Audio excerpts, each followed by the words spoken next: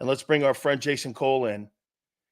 And, I'm not sure, Jason, I've ever seen more quality guys that are out there that have potential of landing in places.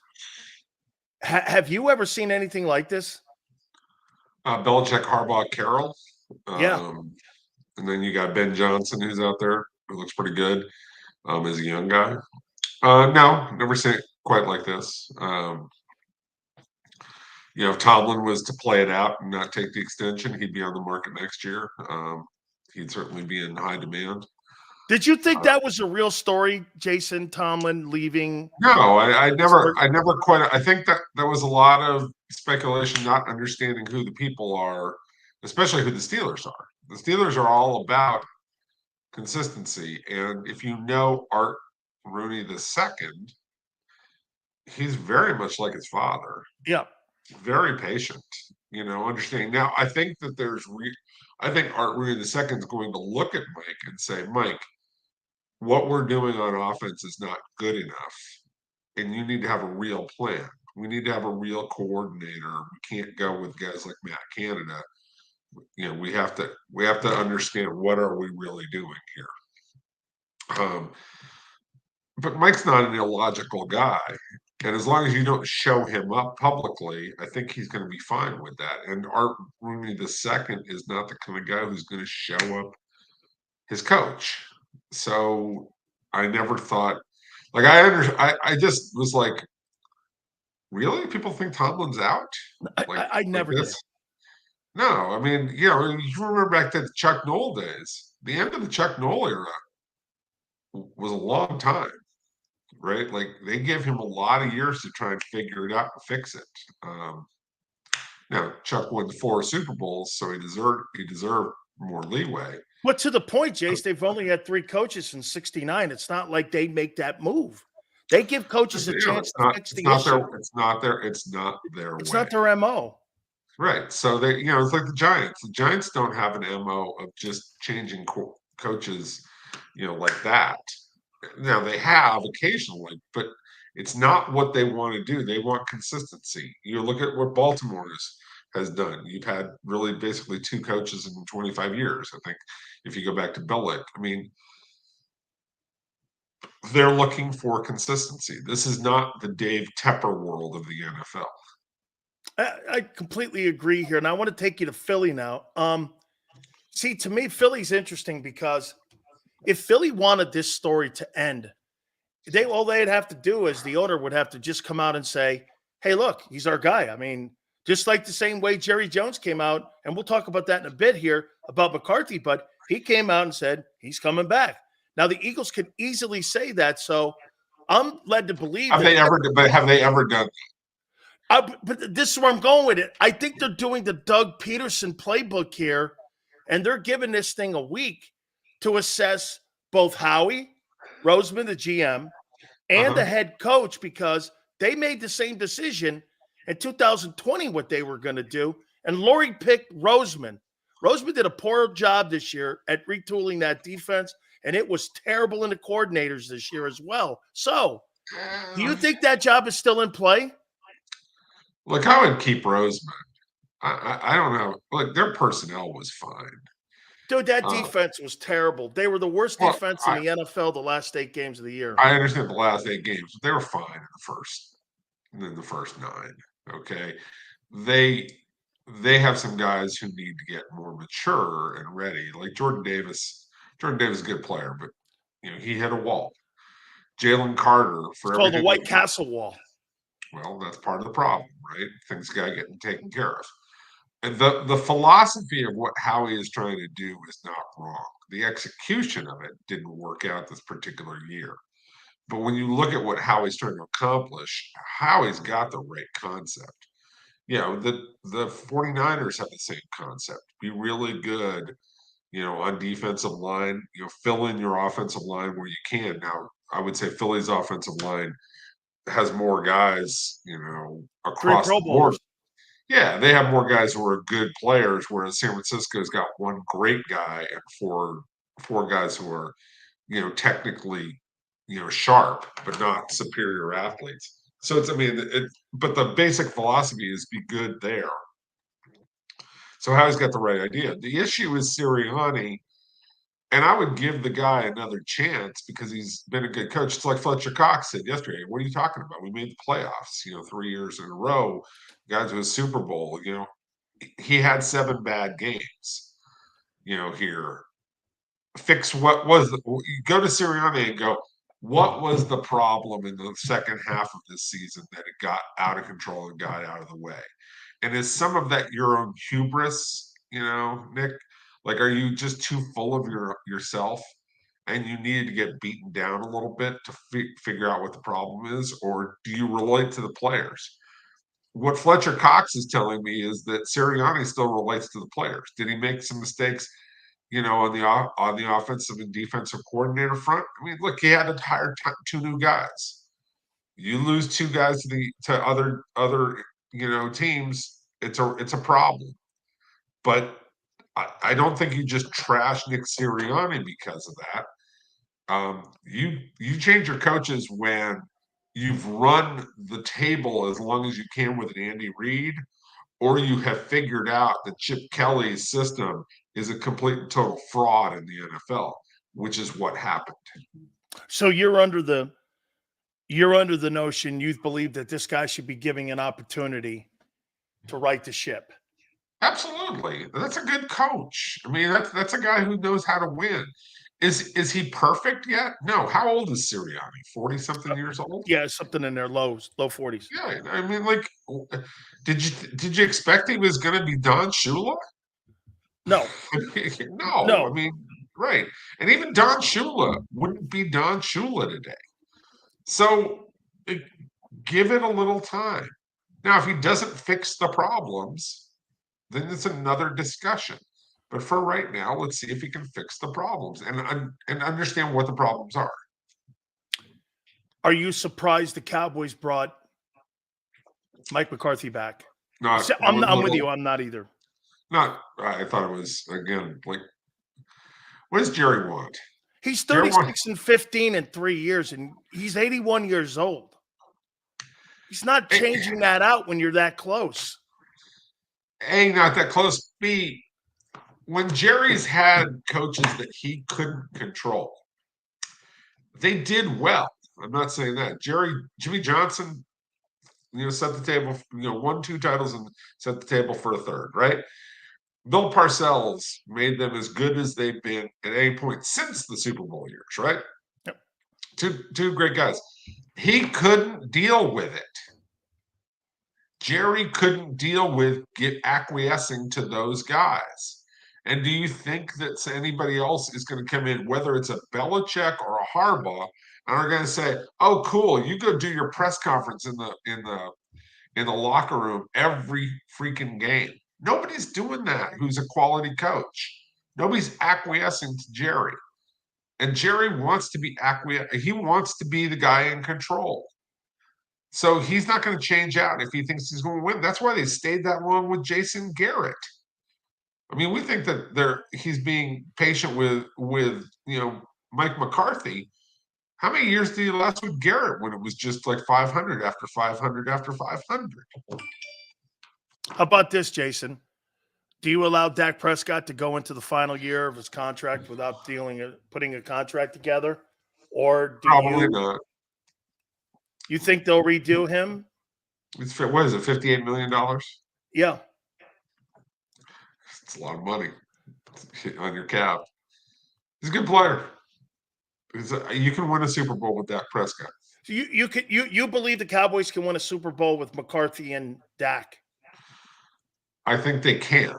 Okay, and this is where I go. It's sort of like, you remember the Brad Johnson led, and I say led, Bucks. Can you win a Super Bowl with Brad Johnson as your quarterback? I would have said never. Right, but they did. They did. Right? Yes, they did, because everything else was perfect. Yep. Okay. Well, Brad Johnson's not as good as Dak. Dak's better than Brad Johnson. You got a chance. Now, does Dak Prescott make you a Super Bowl contender year after year after year? Well, the answer we already know is no. Okay, he's not one of those guys who raises the level of everybody around you.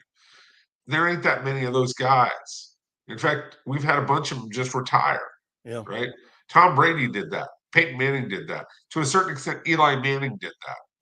Even Philip Rivers, even though he never won a Super Bowl, made you a contender year after year, right? Like Aaron those Rodgers. guys, Aaron Rodgers, and he's still in the league, but there just aren't that many. So you got to live with what happens. Like the people it's like the people in Miami who complain about Tua, and I get it. I understand you don't want to pay all that money, and you worry about this, and like how were you from the year 2000 to 2020? Did you have a good time? Were you singing the dolphin fight song, a whole lot of times Are during you that? not a fan of Chad Pennington? I love Chad Pennington, but he doesn't make you a Super Bowl contender. Come on now. I mean, the arm wasn't good enough, right? Dak can. So Tua can. Are you still drafting other quarterbacks? Am I always looking at Dak and going, look, Dak, until you put a bunch of pelts up on the board, I'm drafting a quarterback in the 4th, 5th, 6th, 7th round. I'm bringing in guys. I'm looking for a Brock Purdy. I'm looking for a Tom Brady. You're not sacred, okay? But you're the guy I'm rolling with right now. I mean, again, New England, they paid Drew Bledsoe. They did. The year that he got hurt. They paid Drew Bledsoe a whole lot of money. They found this 117. right. They found this kid named Brady. And we're like, that's good. I'll take that. And it worked out. Reports are now, Jason, that it looks like Belichick, unless things go sideways, will be working with Rich McKay and Arthur Blank in Atlanta. What do you make of that move for Bill going down there? And where it is, too, one of the things is that he wants to bring Scott Pioli in, help him in the personnel department, because Scott helped him up with when Caserio and Pioli were up in New England early on in the process of building New England, and they're looking at bringing some personnel folk in. And there's a conversation potentially of trying to seemingly somehow try to get a veteran quarterback. Is that Russell Wilson? I don't know, but they're looking at doing something like that. What would you think about him landing there in Atlanta in a division that's winnable? Russell Wilson would never survive with Belichick.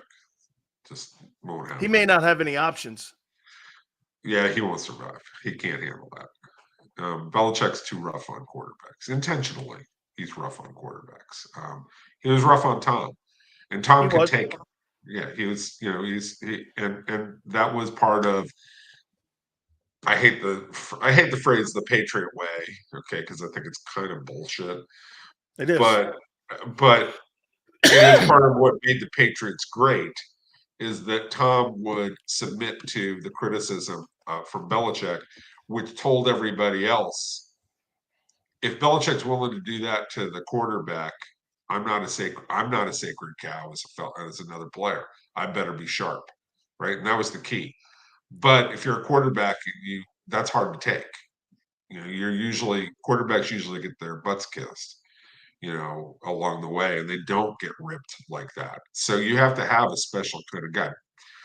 Russell Wilson will never survive in that. He just can't, and I don't think he's a good enough player. What I would say is, if I'm Belichick, you're saying, okay, Pioli makes sense. He's lived in Atlanta. He's worked in the Falcons organization. He knows his way around the building. Rich McKay, I don't know how Belichick thinks about Rich McKay. Rich is more of a business guy at this point in time. He's not really working on personnel. He's the president of the organization, the head of the competition committee. Right. He parachutes in when he needs to. If you're saying, look, Arthur, you want to keep Rich McKay, I'm fine with that. Just he stays on that side of the building. I'm over here, and I'll call him when I need him. If I need him, that's fine. And I'm sure Rich doesn't care at this point in the time in his life. No, he'll be a friend of mine.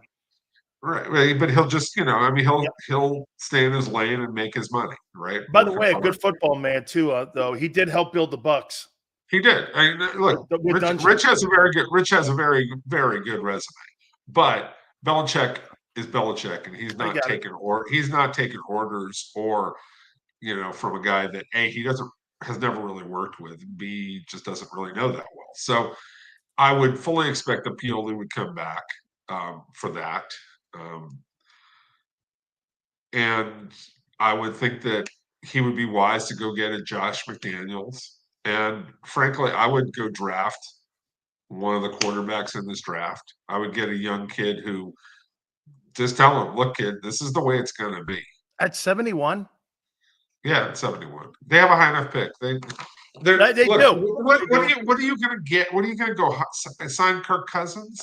Yeah, but I don't need to have anything special in the NFC South to win it. Look at Baker Mayfield. But like you still want to win the championship. You're playing for titles. I get it. I do. I think you have to go get a guy in this draft. And let me just say this: Caleb Williams is going to be available. So is Jimmy Garoppolo. I don't care about Jimmy Garoppolo. But Bill might. No, they know the injury situation. He's a China doll. You just can't play with that guy. How about Kirk Cousins? Look at you, man. You give me the constipation face. I mean, what's wrong with Cousins? Nothing's wrong with Cousins. You're going to pay $50 million for it, though. I'm not paying $50 million for that guy. Well, now we're talking about something different here. Right, but he's going to cost close to $50 million a year. No way. Want to bet? You think that guy's going to make $50 million? All right, here, number one, want to bet. Number two, will you pay? No. Two. All right. Hey, so I'll bet you right. I will bet you right now. No, I'm going to bet you right now, as we sit here, that Kirk Cousins will make a minimum of $45 million a year on a 3 to 4 year contract, and virtually every dollar of it will be guaranteed. I wouldn't give. So wait, 2 years, $100 million. Easy.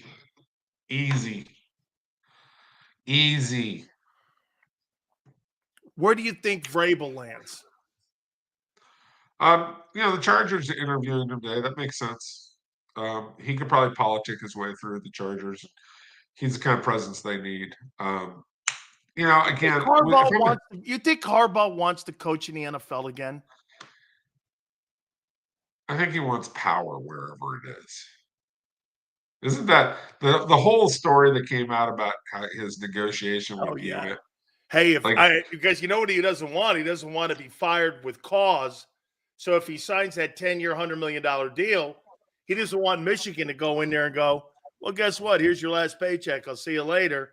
This guy's putting the parameters on the exit more than the front end of what the conversation is, how much money. To him, it's not about the salary. It's about the way it could end for him there. Right, because he knows. Like this. I'll take $11 million. Guess what think about what he's saying. I'll take $11 million, which is $9 million less than I probably could make in the NFL. I could probably get 20 per, which he could, I think. And not from the Chargers. The Spanos family. Spanoses are not paying that. The Spanoses will pay. They'll pay 11 or 12. They ain't paying 20. No, but Arthur Blank may pay 20. He will. He definitely will pay 20. He's going to pay 20 for Bill. Right. He may pay more than that. But it sounds like he wants Bill more than he wants Harbaugh. Get this. So here's what he says to Michigan.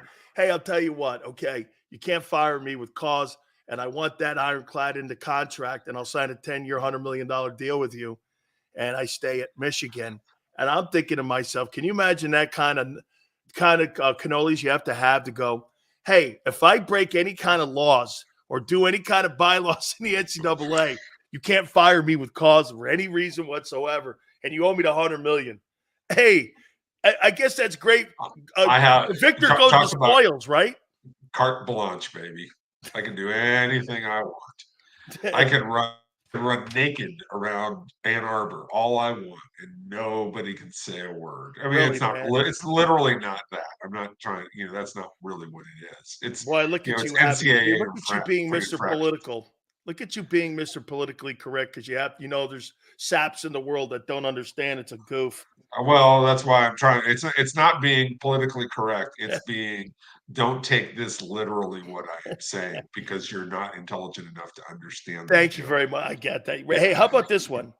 What are you more interested in watching this weekend? CJ Stroud versus Lamar Jackson or Mahomes Allen? I've seen Mahomes Allen. I haven't seen Jackson Stroud. I want to see Jackson Stroud.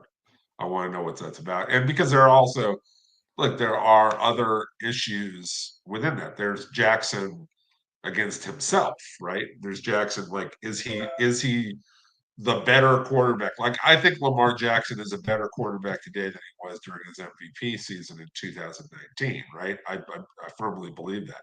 But you have to prove that in the playoffs, right? So so show me, Lamar. But the Stroud factor is big in it. The other thing is if you go over the last three games, Houston's numbers over the last three games are outstanding, in terms of what they've done, in terms of dominating, yards per play differential, moving the ball up and down the field, holding opponents, and defensively, Will Anderson, I should say, has been terrific here in the second half of the season, really taken off. Stroud has been, great all year. They're like peaking at exactly the right time. So what some people would have believed was sort of a rollover game for Baltimore. I think this game's a lot tougher for Baltimore than people think, and You it's think you especially a think lot Lamar's tougher. the winner? I'd take Lamar. I'd take Lamar. I'd build around Lamar. I think again, he gives you a chance to get to the Super Bowl. He gives you a chance. You're in the playoffs every year. Is he perfect? No. Okay. Has he gotten better as a quarterback in very significant ways? Absolutely. 100%. He has gotten better. Now, what are we seeing? That Marlon Humphrey's going to be out? Yeah, Marlon Humphreys is out Ooh. for the divisional matchup versus the Texans. Wow. That kid CJ Stroud. Yeah. I'm telling you, that Nico Collins kid too, the way that they get guys open, I mean, it is really incredible to watch. That Slowick guy, dude, I'm telling you, man. You talk about But a hot coordinator. taking up after his dad, right? Bobby, old man Yeah, Bobby I was mean, really good. that guy is they're doing magical things. Now, I'll tell you this. There's no coincidence. Do you agree, Jason? There's no coincidence that Casario leaving New England and going down to Houston and seeing what those guys have done. Look at it. Look at what they did in the draft, getting Stroud and Will Anderson just this last year here, moving up to get all those guys and the positions that they move, hiring of the coordinators. Boy, man, there's no doubt that had to be a factor in the demise of New England at the end there a little bit too, because look at the money and how young that team is and the head coach. They're going to be a force in the next 5 years, in my opinion, because they're going to continue to get better. I'd say I thought before this season, I thought Jacksonville has a chance to really run that division for the next 3 or 4 years, and Jacksonville just like threw it Yeah, away. Lawrence went the other way. Right, they went the other one. Lawrence went the other way. The whole thing, Stroud really overtook it, and now I look at Houston and go, these guys could be these guys could be kings for a while. They really could. Jacksonville's really got to step it up because Stroud Stroud's a better player than Lawrence. Like it's in year one, he's done more in 1 year than Lawrence has done in 3 years. If Really, you're going to pick a person right now to start your franchise with, you're picking CJ Stroud. Absolutely. certainly And over Lawrence, Lawrence. and I'm a fan of Lawrence still. I think Yeah, he's, I but like Lawrence. I I'm like picking Lawrence. Stroud. I'll take that. I'll take That guy Lawrence, had but 5 picks. I mean, in a rookie year, 5 picks. Peyton Manning at 28. Just want to put that in proper perspective, okay? I mean, yeah, Peyton Manning had it's 28 picks his first year in the league. yeah. I had 5. Again, it's a different set of circumstances, all those kinds of things, but it's a staggering difference. It is a staggering difference. I mean, at face value, you just go, that kid Stroud knows how to play, He and does, he man. he he knows how to play at a much higher level. I mean, he's a terrible quote though. God, just it's like nuclear luge, man. Yeah, I'm not talking about the religion stuff. Don't get me on the story on that. I don't care about that. But just I mean, the quotes are always so boring. They're just so boring. Like, come I on, man, think it's by design for him. have a little flavor. I know it's by design, but have some flavor, man. Have something. Give me some Kane stuff somewhere, man. Well, we could always have, Aaron Rodgers talking about vaccinations and such. You want that? You mean that kind of stuff? That's entertaining. Yeah. All right. Here's entertaining. Jordan, who are you more surprised with this in their play? Jordan Love or Brock Purdy? Well, Brock Purdy's from out of nowhere, right? Like we've got I used to thought Brock Jordan Purdy. Love sucked. I had no see. I didn't pass judgment because I just it was too few games, so I was more patient with that. I'd heard people say that they thought he was going to suck, but I put that down to most young quarterbacks suck. It's just the way that this world works, right? But He didn't look like he knew what to do early this year. right, but last year he had a game where he went, where you sat up and you went, "Oh, that's something, right? That's The different." Eagle game. Yeah, and he was good, and so it's like, okay, now you're taking over from Rodgers.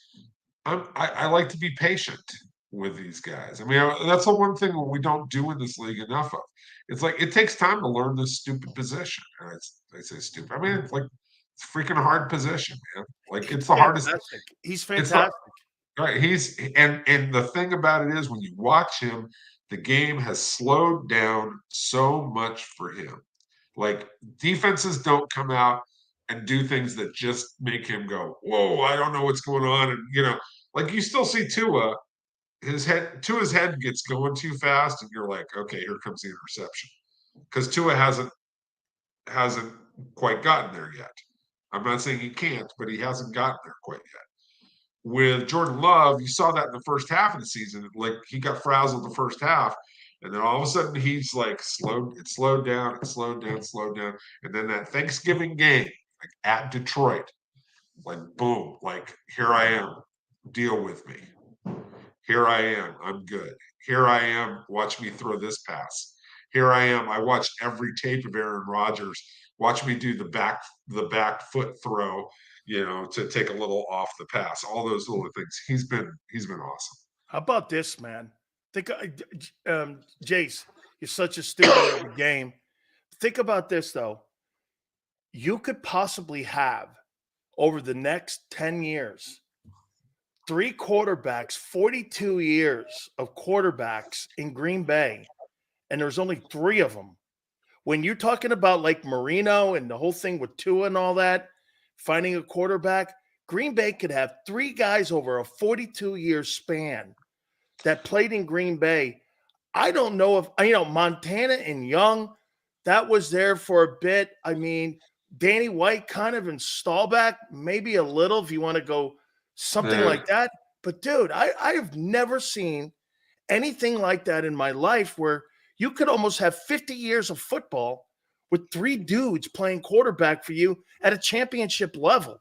That says a lot about Gutekunst and all them guys up in Green Bay and going back to Ron Wolf and them guys. Tell you, they may not have an owner, but that's some job at scouting that position. Well, scouting the position and training the position. Because remember, they trained 2 of those guys, Love and Rodgers, right? And look at the coaches they had around both of them, all 3 of them, too. I mean, Matt LaFleur's turning out to be a hell of a coach. I always thought the most important thing is Matt LaFleur needed to get his team back. Like the last year when Rodgers was ripping him on, and criticizing play calls. I'm like, LaFleur needs to get the team back, or he's not going to have a very long career. Well, he got the team back. He has control of that team. He's the one calling the shots, and that was really critical. What happened this year? But yes, they train. They're patient. They have patient ownership. I'd say ownership management. They have patient management. They have Mike. I'm sorry. What's the president of the team? Mike McCormick? No, not McCormick. It's is it Murphy? Yes. Yeah. Mike Murphy. Mark Yes. Murphy. Mark Murphy. Mark Murphy. Mark Murphy is a former player. Mark Right. Murphy Former Packer. but he played for Washington as well. And like that's a guy who gets it. Like they understand the football side of it. Like this takes time. Be patient. Sit here and wait for it. The quarterback takes time sometimes to work with. A young guy sitting for 2 or 3 years is not necessarily a bad thing. Work with Aaron Rodgers. It's working with Jordan Love. We don't have to just draft one at the top 5 and then throw him out there and he's going to be the guy. Even though he's not necessarily ready. Be patient with the position. React to what does that player, how does he handle learning best, not just, hey, we took the guy and it's like, Jeff George, you're the starter, dude, go for it. Sometimes it works with guys like that. Peyton Manning was starter from day one. He was ready for the job. Jordan Love was not. So let him take a little time. Who have you been more surprised with the reclamation project? What Baker Mayfield has done in Tampa, or that Jared Goff, who was kind of thought of to be a bridge quarterback in Detroit, and all of a sudden now, here he is hosting a second playoff game in Detroit, which is unheard of, and Baker Mayfield knocking the Eagles out. And here's a guy that's probably going to earn himself a number near 3 when this coming offseason comes on a contract extension. Who you been more impressed with, Mayfield or Goff? And Goff is the better of the 2 players overall. And well, they both went through a lot of damage. Jared Mayfield Goff, was probably. would you agree, Jason? Jared Goff may be the most underappreciated quarterback. Do you know that this is the 4th time in 6 years he's thrown for over $4,000? I know he's good. Look, he's a good player. There are still things about his game that I think can be attacked. That's nothing new. Inconsistency. Well, it's look, if you don't have a great running game where you can keep the pass rush off of him, he doesn't like bodies around him. Now, that doesn't make him unique. There are lots of quarterbacks don't like bodies around them, right? Like that's how this game works. Pressure. But he doesn't like it a lot because he's not a very big dude. Like I know I know he's tall, but the dude is skinny. All right. He's built a lot like Joe Montana. He looks more like a guy who should be playing basketball than a guy who should be playing football. It's just the way that he's built. Okay, that's all right. But you've got to make sure that you give him a little time. The other thing with Goff is he's got to get the ball out of his hands. He's got a little, occasionally in critical moments, he's got a little Jim Everett disease where the ball gets held just a little too long. He likes to process it a little longer. He's gotten better at it, but it still gets there once in a while. I mean, look, it cost him that Super Bowl against New England when he was with the Rams, when he didn't hit the receiver at the front of the end zone and tried to hit him at the back of the end zone, and Jason McCourty flies by and knocks the pass away. That was the most critical play in that game. All right. And that switched the momentum completely and eliminated any chance the Rams had of winning that game. But he had a shot at it. Right. But he didn't process it fast enough. So I'm really impressed with what he's done. But Baker Mayfield, that's a heck of a year. I still look at Baker and go, I'm not sure I totally believe all this. I know, man. I'm with you. I go, really? I don't know. I mean, I'm like, okay. How about this? Aren't you like this? I want to see him do it again. Right. Like Jared Goff did it last year. Yeah.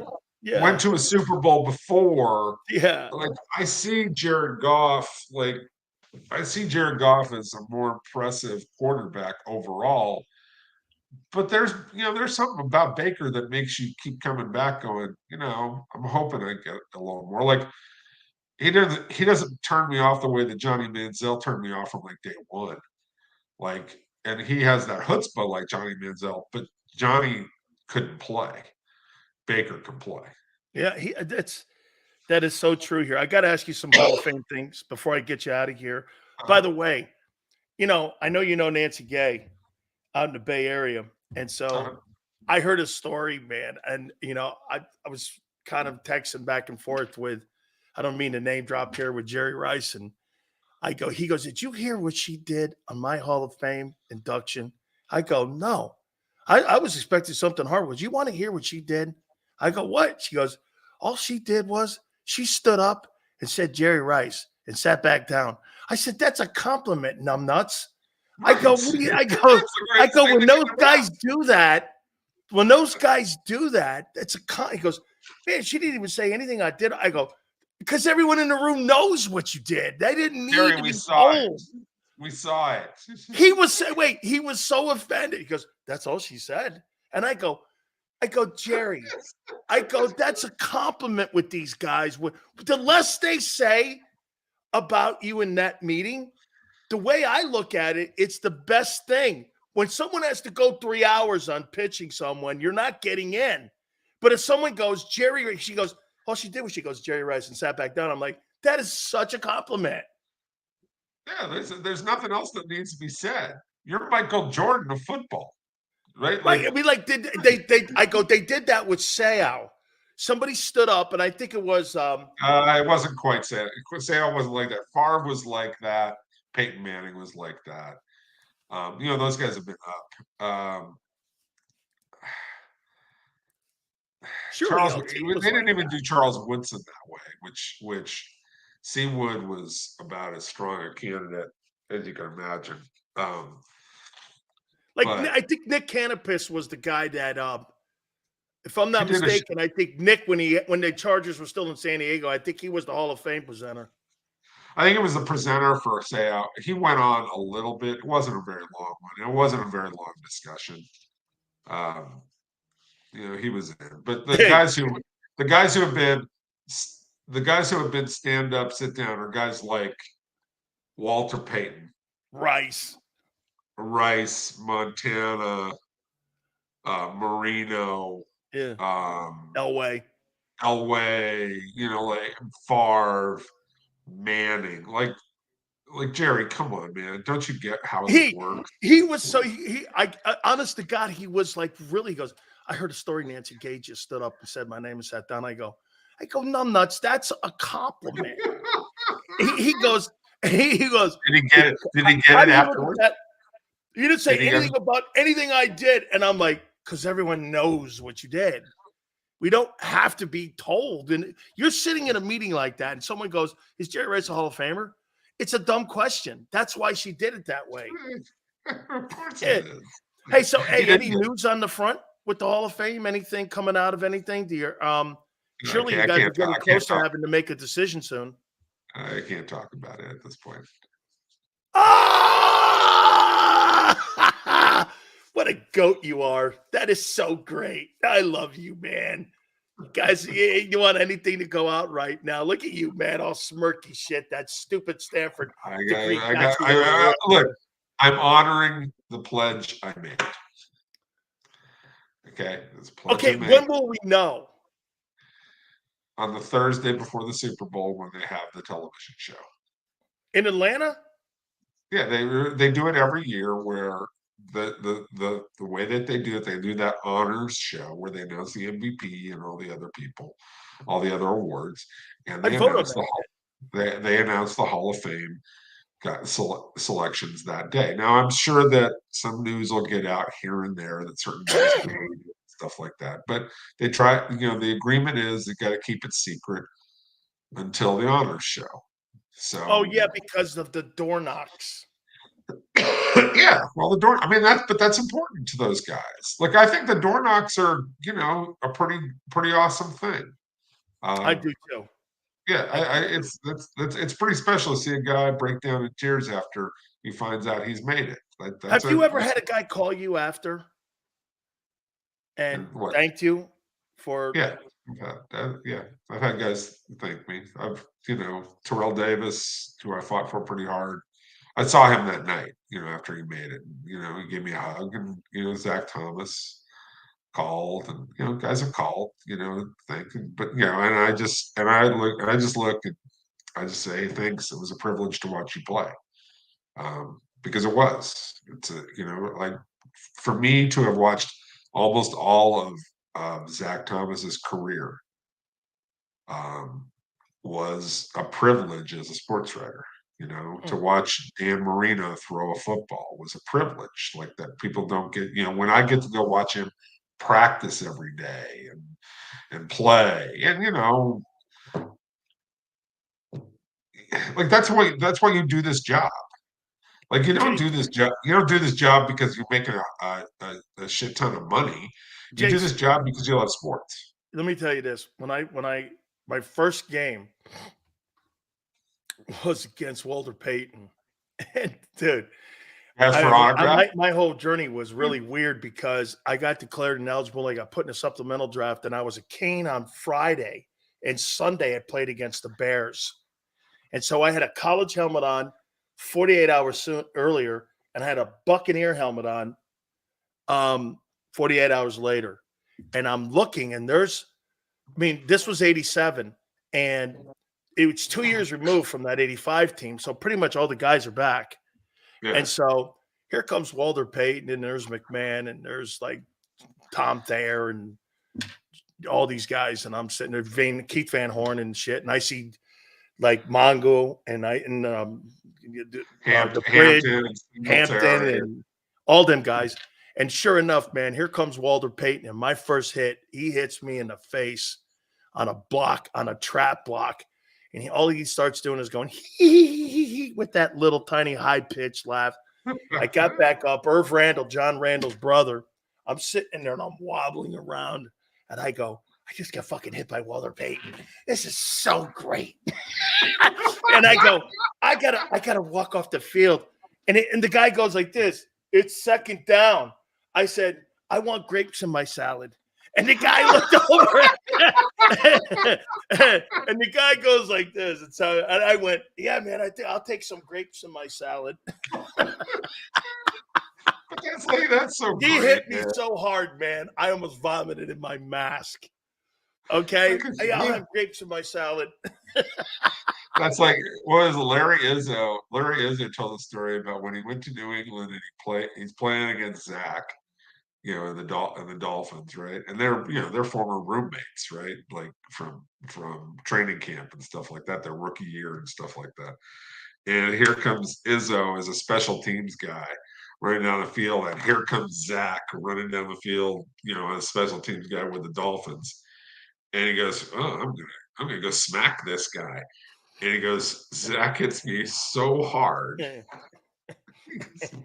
I had like this lump on my head, and it wouldn't go away for weeks. I went to the doctor eventually, and they said, this is the kind of trauma we normally see from car accidents." Jason, I got to look at something here. Hang on for a second before I let you go here. I got to look. So I want to show you something here. This is the Bucs versus the Packers. And do you remember we used to have to play a game there at Milwaukee? We used to have to play a game at County Stadium. Right, yeah. We had to play a game at County Stadium here. I'm going to look and see if that guy Murphy, man, because I thought he was Mark Murphy. I thought he was a Packer too. I think he was short term. Oh, here he is. Yeah, here he is right here. Look. So I played here. Mark Murphy's on here. He's on this roster in 87, and I'm on this. Yeah, we're all in here. And one of the things that because I remember Mark Murphy now playing for the Packers, and he played in Washington too. I remember that. Yeah. And one of the really weird things is that James Lofton standing here. And if you remember anything about the dynamics of playing there at County Stadium, can you believe not playing at Lambeau today, not having Packer games at Lambeau was crazy, right? So I remember walking off the field, man, and I'm running off the field, and I slam right in it. James Lofton knocks me on my ass. He goes, "Rookie, your sideline's over there." Because we're all on the same sideline. I'm going like, what the fuck is going on? Yeah. You were all on the same sideline because you were playing on a baseball diamond. Right. That all County Stadium. Yeah, it was short. I was short on one side. I remember County Stadium. Yeah, it was short on one side, man. Can you imagine not playing a game? I covered a game at Lambeau Field I today. covered a county game at County Stadium too. The Packers, I think Irving Spikes went off for the Dolphins that day. But yeah, I remember covering a game at County Stadium in Milwaukee. I kind of liked it because you could fly into Milwaukee instead of having to fly into Appleton. Green Bay or Appleton, one of those. Yeah, you have to fly into Appleton and take a bus over to Green. Hey, when you go, and I have played at Lambeau, and so when you have to fly into Appleton, and when you get on the bus, you're driving through these like people's communities and right by their homes, and you're like, "Where's the stadium?" And like the guy you're going through all the, and like, "Hey, dude, are we gonna eat dinner at somebody's house?" I'm like, "Where are we going?" And then all of a sudden, you come over the ridge, and there it is. There's Lambeau in the middle of nowhere, like in the middle of a cornfield. Well, it's the middle of a cornfield, and there's like a neighborhood right next to it on one side. Yeah. You know, right? It's like, and everybody's like, "Hey, come park here for $20 and stuff like that." No, Lambeau's awesome. That whole atmosphere is awesome. But it was weird. It was weird covering a game in Milwaukee, but I did prefer it. But like to get back to the original point, like the Hall of Fame thing is so great.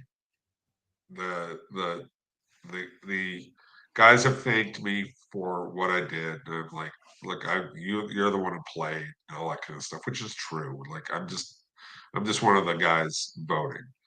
But it's a privilege and it's an honor to be part of that process. I think it's remarkable. It's really it's one of the things that I hold dearest as a sports writer. Not Don't because take of this. Don't take this offensive, but I don't respect the baseball writers because they make the vote more about them. You guys that do the football Hall of Fame, you make it more about the players, and you care about it, and especially you, Jace. All the years I've known you, I mean, you know, I don't like people using their vote to accentuate their position in sports and make you relevant. And you tried not to do that, but you are part of the process. I think it's fabulous that you're part of the process. I think you're needed. I appreciate all that. I think everybody tries as hard as they can to do it right, and as long as we do that, we're gonna be okay. But it's a hard thing. I always tell people they say to me, "Oh, the football process is terrible, this and that." And I'm like, "Okay, what's your idea?" And every time they bring up their idea, like I go, "Well, did you think about this, this, and this?" Like my favorite one is, "Oh, only people who are in the Hall of Fame should vote." No way. Like there'd be two guys in the Hall of Fame. Like everybody's buddy being. Number one, everybody's buddy, but the other thing about it is they put in no one. They think once you get in the Hall of Fame, you think you're so much better than everybody else. And not everybody, but a lot of guys. Like, oh, that guy doesn't belong. And that guy, like Deion's thing. Oh, put less guys in. Hey, sorry, Deion, not everybody's you. Okay. Other guys have great careers without like being like you. And that's where I disagree a little bit with Deion. I do believe that I worry about us putting too many guys in. I respect that opinion. But not everybody plays to that kind of standard, but they still deserve to be in the Hall of Fame. There's no perfect process for voting for Hall of Fame. The baseball writers one, I don't like that one. There's no discussion that goes with it. There's no banter back and forth among people in a real way. There are faults with our system as well. The basketball Hall of Fame, I don't even know what the system is, but I joke all the time. As much as I love basketball, I don't know what the metric is. I don't know what the metric is, other than if you can dribble with your offhand and make an offhand layup, you get in. Like that. That's how simple it is for the Basketball Hall of Fame. They put so many people in the Basketball Hall of Fame, and partly because it comprises all of basketball. Yao Ming. Right. Like I just really. I don't even Yao know Ming over Chris Webber. Really? I don't know. Look, I don't know all the names that are in the Basketball Hall of Fame. I just when I look at it and I've gone to the Basketball Hall of Fame, I'm like this. There should be an NBA Hall of Fame. It should be strict. A college basketball Hall of Fame. It should be strict. A women's basketball, you can make that part of it, but they throw everybody together and then they put like 20 people a year in, and I'm like that seems too easy to get in. And so you don't want it to be too easy. You don't want it to be too exclusive. Try and find the right balance. I'm going to ask you one last question on this. You think they'll hold like they do with Kurt Schilling, Aaron Rodgers' politics against him when he's considered for the Hall of Fame? I mean, Jace, you may not, but I'm talking about the group. Do you think someone in the group? No, we don't care. I mean, The guy in one, Chicago wouldn't vote him MVP because of his stance well, against but COVID. he's not a but he's not a voter for the Hall of Oh, Fame. okay. Okay, that guy doesn't vote for the Hall of Fame. So Ours doesn't call. Okay. no, he does not. And that was a lame point, anyways, right? Like, it was just like Aaron's done some things that annoy the hell out of me. He does. But okay, you're doing stuff, you say some stuff that annoys the hell out of me, but whatever. I'm still buying a ticket. If you're playing on Sunday, I'm still watching, right? I liken that to, people got pissed off at Ali when he took a stand on politics, right? In the back in the 60s, he wouldn't go into the draft and all that. I said, but when he decided to box, you said, how much do I have to pay for the ticket? I'll never watch that guy. I'll never this. And then it was like, oh, he's boxing again? Where do I sign up? Right? Like that's how it is. As a football player, excuse me, Aaron Rodgers all day, every day, and I'll deal with the other stuff another time. I don't care. I think that most people won't care. I got asked that about Brady and Belichick, particularly Brady when Deflategate. Oh, okay, Deflategate. Would I hold Deflategate against Brady? And I said, it'll take me about less than a second to vote for Tom Brady. Okay, when his name is up there and I have to go on my computer and press the button, like time me, it'll take less than a second. Like, I'm putting Tom Brady in the Hall of Fame. Don't talk to me about Deflategate. I don't care about it. Not to that extent. No, we're not. I learned more about pressure on my balls for 5 years than I did in the entire time that I lost 5 years of my life talking about it. More so than anything in my life, because they went on to win 3 Super Bowls after that. And I'm like, people, you've got to be kidding me. Okay. It's a nothing burger. Jason, I love you. Thank you so much, man, for being part of that great process, spending time with us as you always do. Thank you, my friend. I appreciate it. Anytime, dude. Be good. You got it. Great, Jason Cole. Our insider when it comes to the National Football League. We really appreciate it. By the way, he sent me a text message. I cannot tell you if he voted for Eric Allen or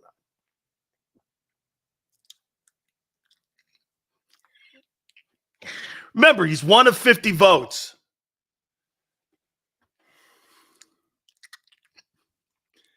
Here, see if you can read. See if you can read Big Sills. Did Jason Cole vote for Eric Allen?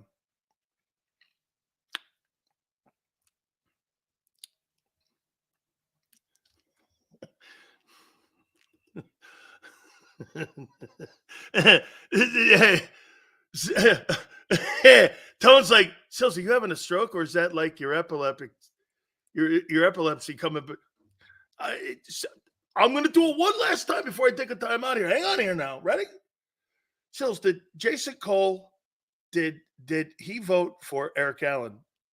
Hey, I think I better take a break right now because don't get me out of here. Hit the like button. Take a break. Keep it here, National Football Show.